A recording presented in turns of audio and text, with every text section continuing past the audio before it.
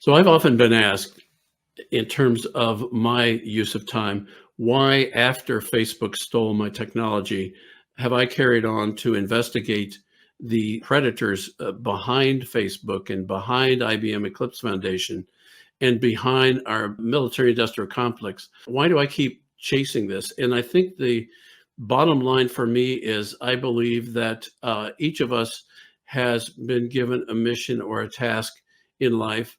And our job at that point from God is to be a good steward of that particular task. And years ago, I used to be in a gospel music group. I traveled all over the world. I learned a lot. I turned over every stone in Christendom. And in the process of doing that, I saw that God's operation on this planet takes many forms, it takes many souls.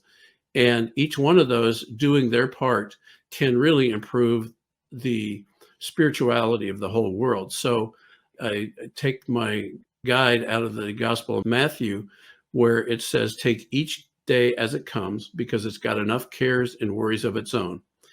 And I believe that if that I do that, and each day I take the resources before me and I use them to the best of my ability, and then lay my head down at night thinking I did my best, that good things will happen. And we may not even know how those may happen or who else we may impact, but that is just what I have carried with me through my adult life and with raising my family.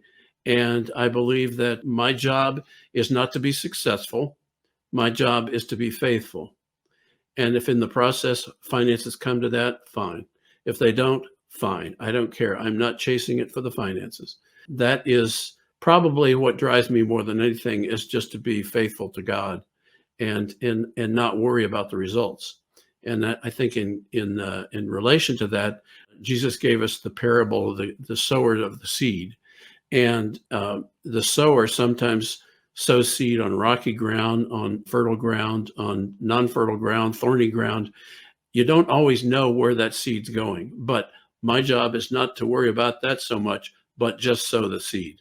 And I think that's what we're doing with MySkiff. We're sowing seeds of privacy, of protection of intellectual property, which I believe are both constitutional rights, but they're also moral rights given us from God.